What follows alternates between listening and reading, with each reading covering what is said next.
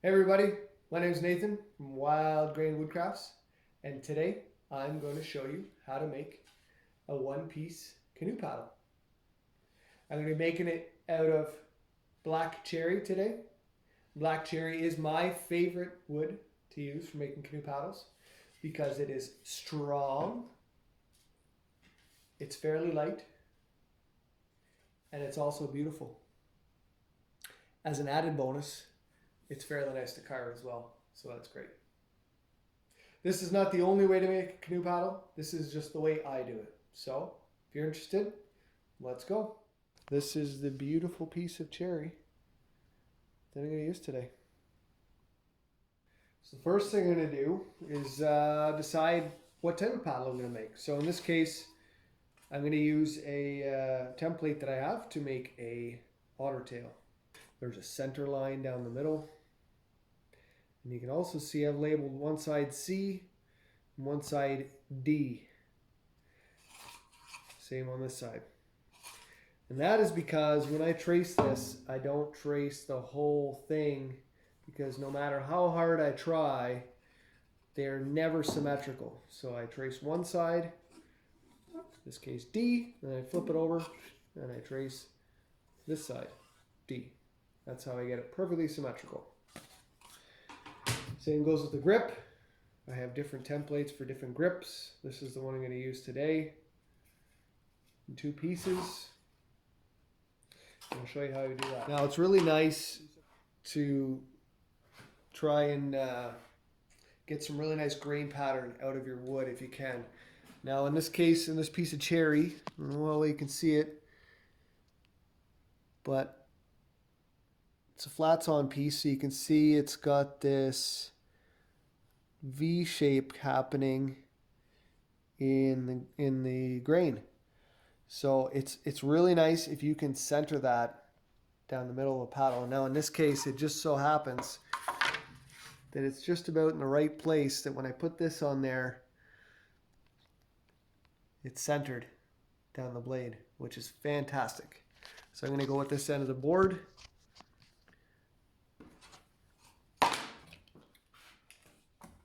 Come over 2 3/4, put maybe a little bit extra just to leave me some room. Say 2 7/8. Now I've decided that this is going to be a 56-inch long paddle, 56 inches total in length. So I've gone ahead and marked my center line for the paddle here. I've marked 56 inches in length here, and I put another center line. And all I'm going to do now, take my chalk line, snap a line.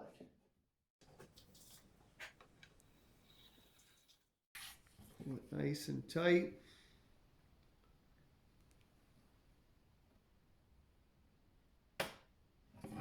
Beautiful. Beautiful. Got my center line now, so I'm going to start with the blade. I'm going to use, in this case, I'm actually going to use C. So I've got a center line marked on the template, center line marked on the board. And so I'm just going to line them up. Right there. Side C over here. Start in the middle. Nice clean trace. And it stops right where the shaft is going to start. And then I flip it over, and again, C, line up my center, and trace the other side. Okay, now we're going to do the grip. Same idea. I'm going to use the V side of this, and again, I marked my length up here at 56 inches. So I'm just going to line up the center of the template with the center line of my board. Trace the V. Stop in the middle. Flip it over. Do the other side. Not going to bother doing any of the shaft because I'm going to do that separately. So now it's just a matter of connecting the grip and the blade with a shaft. Now I typically start with, depending on the species, but typically with a hardwood I'll start with 1 1/8 width for a shaft. So I've gone ahead and marked, again, off the center line, half of my thickness from the center line, half of 1 1/8 is 9/16. So I've gone off the center, 9/16 up here, and 9/16 down here. And I'm going to connect them with a straight edge and draw a line.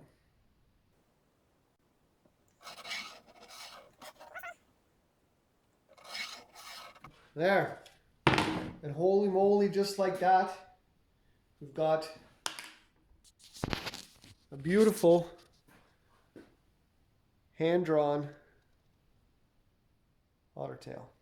Now I'm going to take it to the bandsaw, cut it out, and go from there.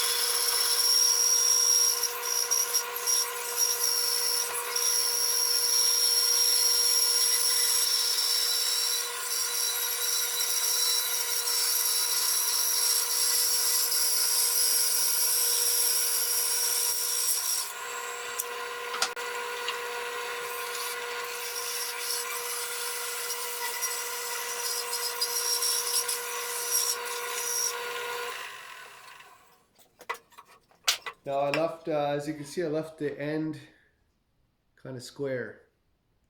You can see the line there, how I didn't actually cut around the rounded tip yet, and there's a reason for that, which I'll show you in a minute. But yeah, for now we have a blank, cut out of cherry. It's rough cut with the bandsaw, so I need to clean it up now and take it right down to my line, my pencil line on here, all the way around. So this is just a inexpensive spindle sander, and this, in my opinion, is the best way to clean up the edges on paddle. Take it right down to the pencil line on there.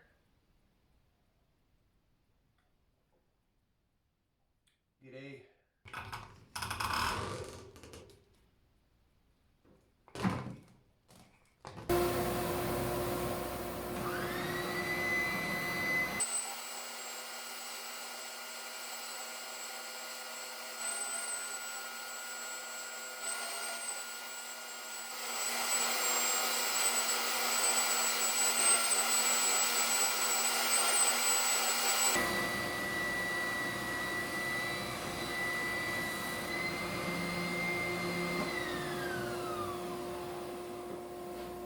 There, now I got all the edges sanded down, right down to the line. It wasn't too bad. I go quickly over the shaft part just to take off the high spots. The reason for that is I take it to the stationary belt sander and finish off the edge of the shaft. It gets it nice and flat and straight. The spindle sander has a tendency to make it a little wavy sometimes when you're trying to make something straight with a spindle sander, make something straight with a circle. Step after that, which could be done before this, is to take it to the jointer and make sure it's nice and straight. It's a very important step. You want a nice straight piece of stock to work with. You don't want a crooked bent paddle, so it's very important to get straight.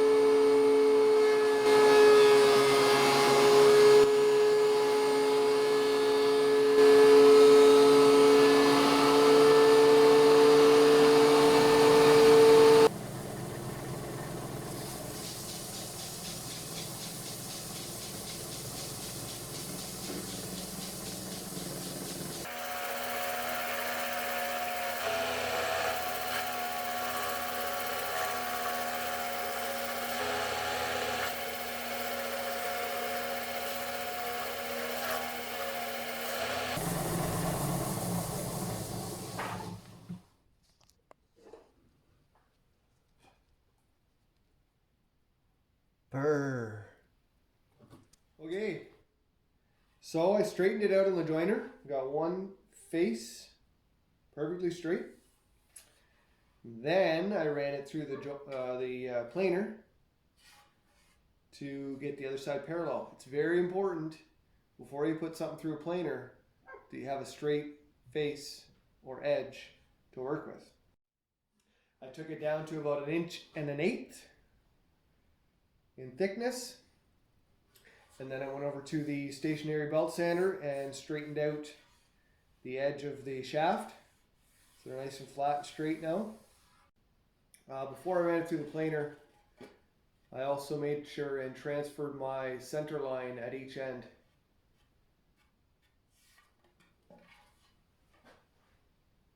It's important to keep track of your center line. It will come in handy down the road. You want to make sure you maintain that. So now the next thing I'm going to do is draw a center line around the edge, all the way around, because again, I want to keep it nice and straight when I'm shaping it. So it's important to have that center line to work with. But this part is actually easy because I made it nice and perfectly straight with the jointer and the planer. I can just use this and a pencil and trace the center line right through the whole thing. So as I said, I'm going to use my adjustable square here to trace the center line. I know I'm roughly 1.1 inches in thickness here, so I'm going to set this to half of that, which is about 9/16. Make sure your pencil's nice and sharp for this part. Tracing, tracing, tracing the center line. Gonna make it nice and straight.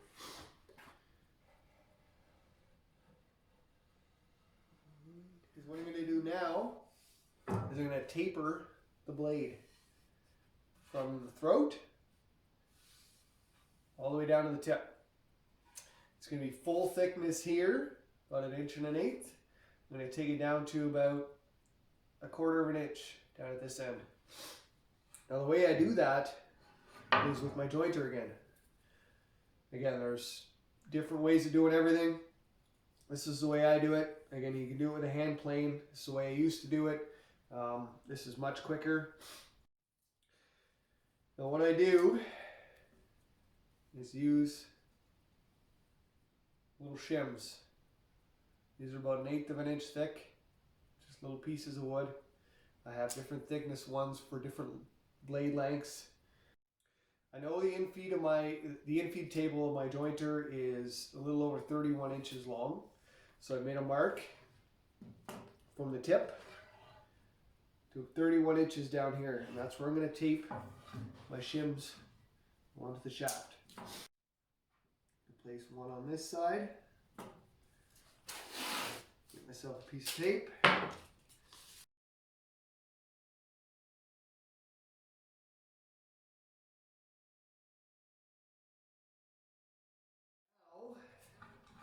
with these shims taped on the shaft, when I run it through the jointer, it's lifting up one end of the paddle, which is going to create a taper.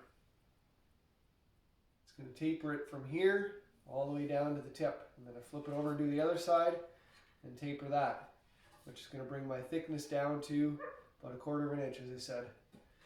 It's important to have that center line again to work with. Here we go.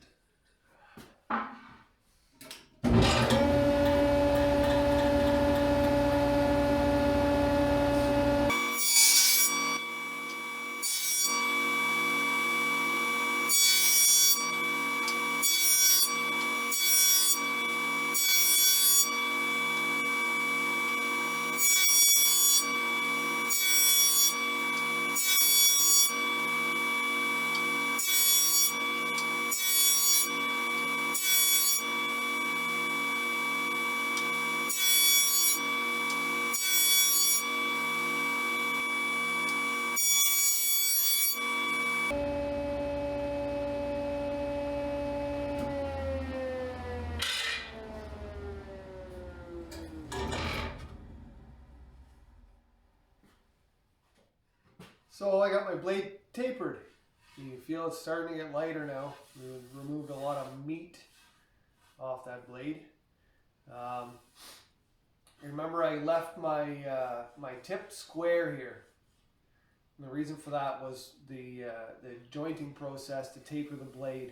I find it easier to keep the blade from leaning or tilting one way or the other while I'm jointing it, so it keeps it flat, which keeps the blade even on both sides, and that's the reason I do that.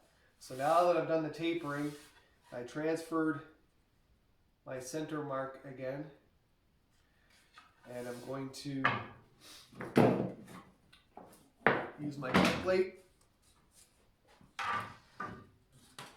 and retrace the tip back on there and cut it off round now. Alright, let's go cut it off on the bandsaw real quick, clean it up, and we'll get carving. Okay, cut it round on the bandsaw, went over to the disc sander, just cleaned it up. I made sure to transfer my center line ahead still so I didn't lose it. Before I start carving, I need a center line on the blade, because again, I want everything to be straight. So I'm going to mark a line in the center of the shaft, right there, and I have my center line at the tip down there, and I'm just going to use a straight edge, line them up, and I'll have a center line to work with. Carving. Do both sides, and then it's time to get the hand tools out. Man, that is some nice cherry. Looking great. And now it's time to start carving. Got several spoke shaves here. My favorite tool of the trade. This is just an old Stanley one. Nice and sharp, works great. This is a low angle Veritas one that I picked up recently. I like it. It's good for really curly grain stuff.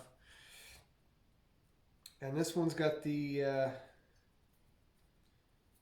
curved sole to it. Allows you to get in the tight spots.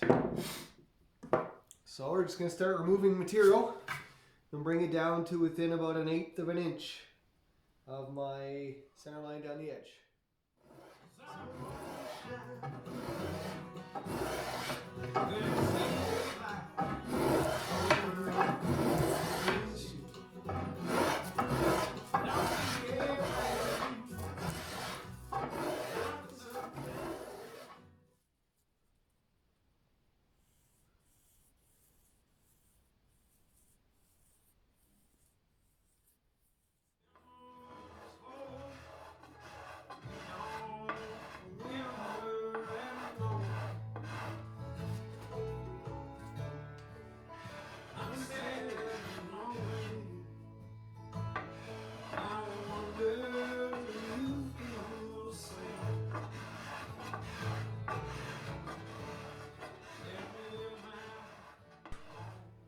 Okay, I got the blade largely shaped, but I'm not done yet. I had to take my sweater off because pulling on the end of a spoke shave for about an hour heats you up a little bit. So I've left the center line untouched. So the taper down the center from there to there is still the same as it was before. All I've done is shave down the sides so that they are down to 1/8 of an inch from my center line on either side, giving me a total thickness of about 1/4 of an inch. The center is untouched. So it tapers from the center out to the edges, and it tapers from here down to the tip. But we're not done yet, because it's still got a lot of weight to it, and it's still incredibly stiff. I can't bend that hardly at all. So we don't need all that meat there still. So what I'm going to do now is I'm just going to start to hollow out this ridge that I have down the center. Take your time and keep it symmetrical.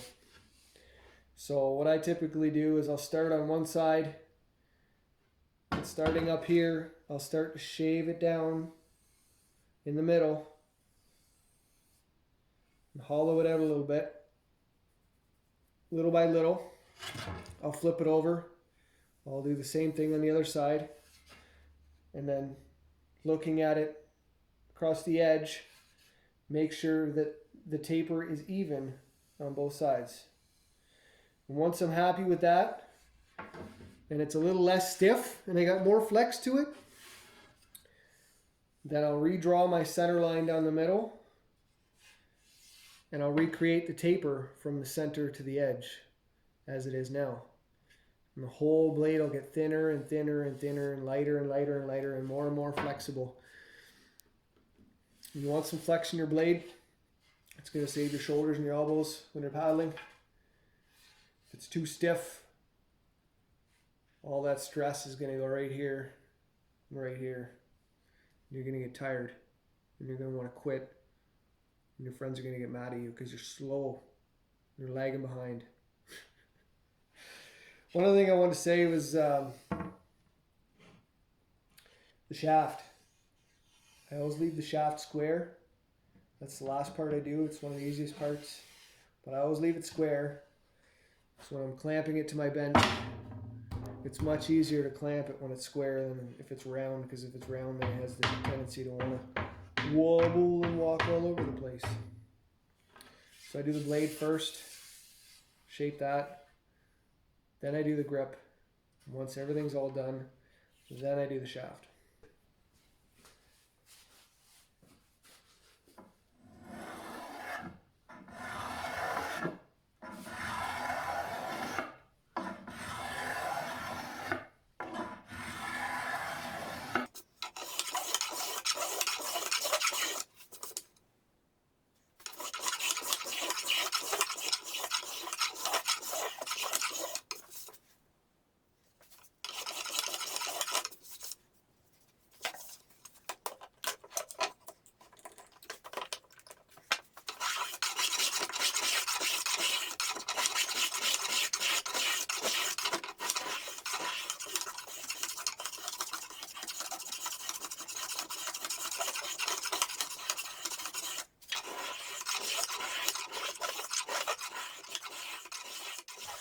Okay, I think that's better.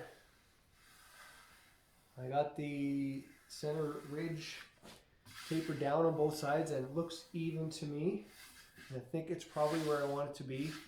It's still pretty stiff, but what I'm going to do now is redraw the center line, and then I'm going to hollow out the sides of that ridge and recreate the ridge down the middle. That ridge is like a backbone, it's like a spine down the middle of the blade.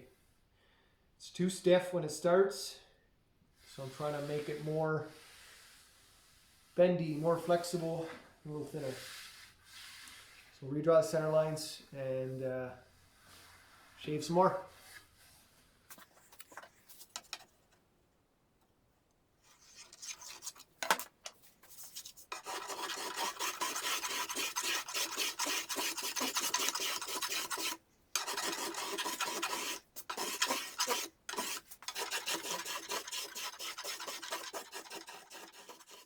Okay, so I got the blade pretty well done. I think it's pretty close. Might need a little more adjustment after, but I'm close enough. I'm going to carry on and move ahead to the grip. So the grip, I still got my center line here along the edge, all the way around. I'll put my vise here just to hold it. And I'm going to trace the profile on the edge. Now I just use just a simple piece of cardboard. I think it's a cereal box or something. And I have a profile that I've used many times. I've had to recreate it because it gets worn out. You can make your own. And it's got some marks on both sides, just reference lines that I can line up. And all I do is line up this edge with the outside, and it creates this little, and I can trace this little profile. So I just line it up roughly where I want it. And I'm going to mark a line on the shaft to line up with my mark on the cardboard. And I'll show you the final product when I've got it traced, just so you can see. And then just hold it on there, and I'm going to trace the profile. And just as before, flip it over and do the other side. But before I do the other side, I'm going to transfer with my square. I can get it fixed. This square, I'm going to transfer my reference mark to the other side and down so that it lines up all the way around. So I'm line up my reference line with that. I use thin cardboard like a cereal box because it's nice and bendy to bend around the contour of the grip. And then I'm just going to continue that line onto the face, and same on the other side. This is what I end up with. So all this is going to be hollowed out, and you can see it on the edge. See, from here to here, you can see how it'll be thinner in there. I'm going to do that by starting on the bandsaw.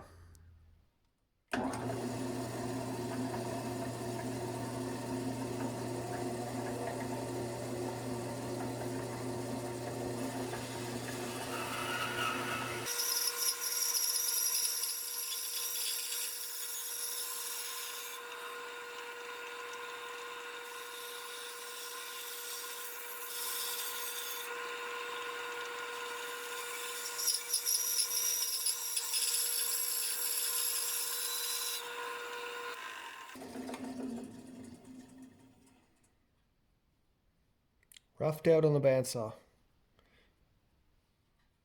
Really rough. Okay, I got the grip roughed out on the bandsaw to hollow out that part. Now I'm going to use my spindle sander again to clean it up.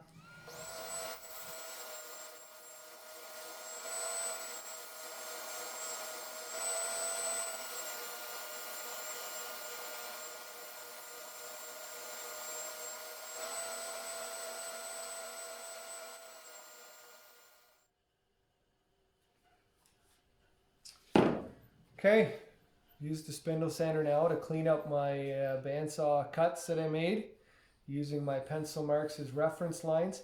It's not super important that you follow the pencil lines exactly. What is more important is that you have symmetry.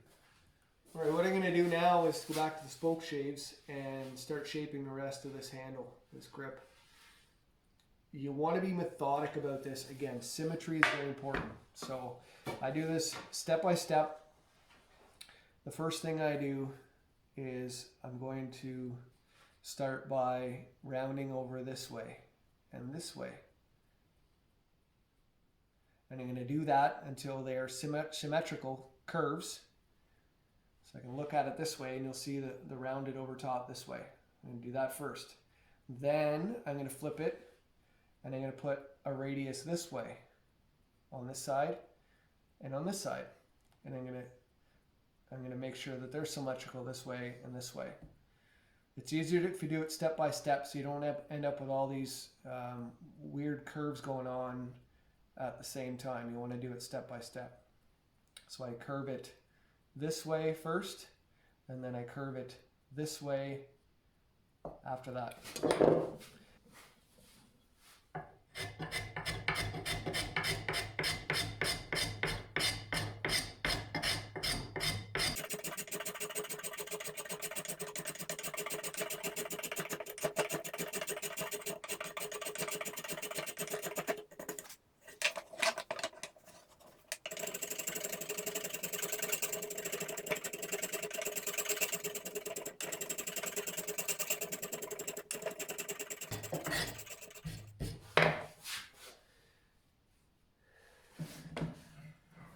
Pretty good.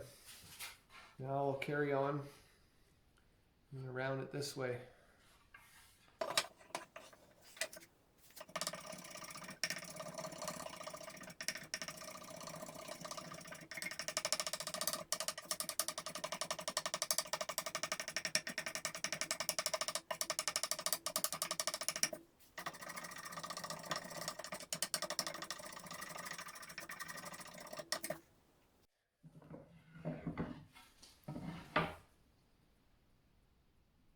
That looks pretty good, I think.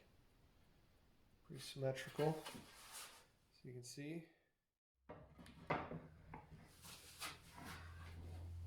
Still with the spoke shave. Blend it all together. Take off the high points. This is where I like to use the low angle spoke shave the most.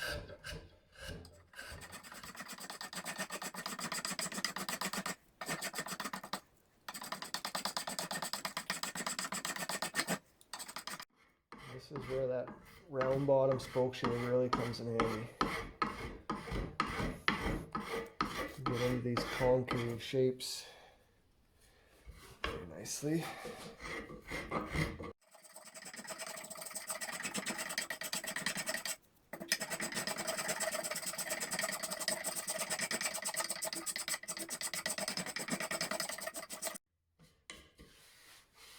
Looks pretty good for that side. Flip it over into the other side. Almost done with grip.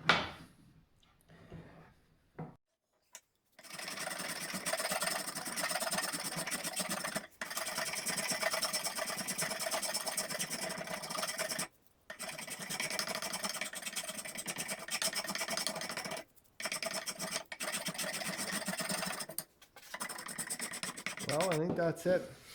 That looks pretty good to me. And just like that, the grip is shaved. Needs a good sanding, but that's the shape. So, blade is done. Grip is done. All that's left is the shaft.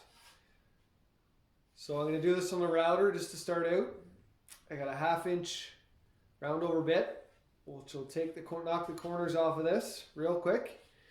And then I'll finish it off with the spoke shave again, just to make sure it's nice and oval shaped and fits in the hand nice and comfortably.